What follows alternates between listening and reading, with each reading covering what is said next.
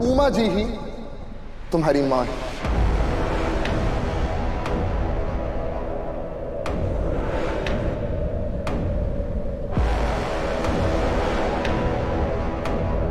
आप ठीक हो ना?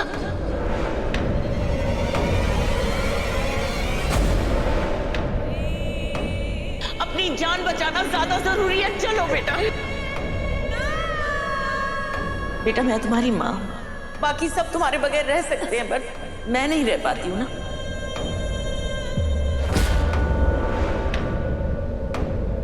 अब समझ आया कि तू रिद्धि की शादी क्यों नहीं होने देना चाहती थी, क्यों उसके मन में इतना जहर भरा लड़कों के खिलाफ।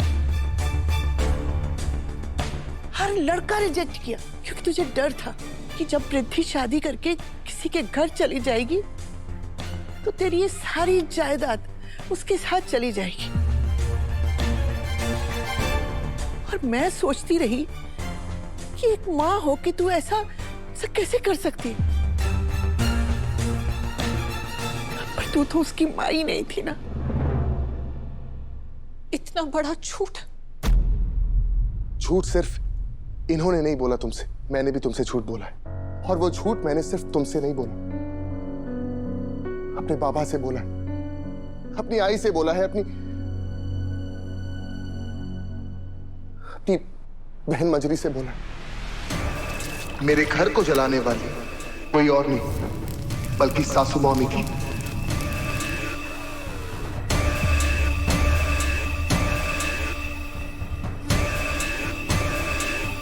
उस दिन मैंने कसम खाई थी कि मैं घर जमाई बनकर इस घर की नींव हिला दूंगा,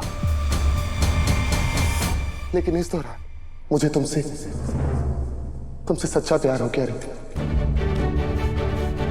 मैं बहुत परेशान हो गया था कि मैं क्या करूं, अपना बदला लूं या फिर। जब तक मुझे चीजें समझ आती तब तक बात बहुत बिगड़ चुकी थी। तुम सासू माम के वश में थी, जो ये बोलती थी तुम वही करती थी।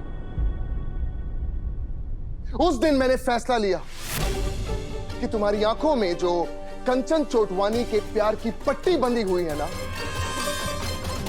उसे तो मैं निकाल कर ही रहूंगा और सच तुम्हारे सामने लाऊंगा।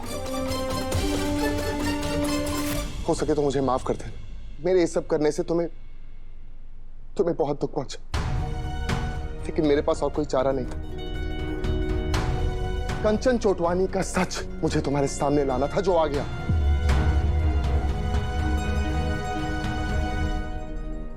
मैं क्या कहूं आपसे? दुनिया में मैंने सबसे ज्यादा प्यार आपसे किया। जो आपने कहा मैंने सब किया। मैं कुछ भी सह सकती थी, मैं दुनिया में हर चीज देख सकती थी, लेकिन आपकी आंखों में आंसू नहीं। आप मेरे लिए सब कुछ थी और मैं आपके लिए कुछ नहीं।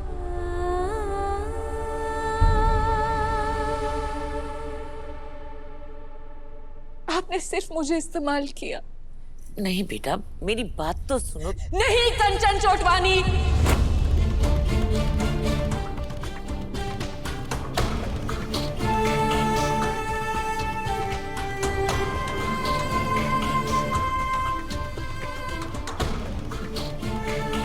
आपने मुझे मेरी मां से दूर किया, मेरे पापा को मुझसे दूर किया। मेरे मन में उनके खिलाफ नफरत भर दी। मैंने आपको भगवान का दर्जा दिया, लेकिन आप कंचन चोटवानी इंसान कहलाने के भी लायक नहीं हैं।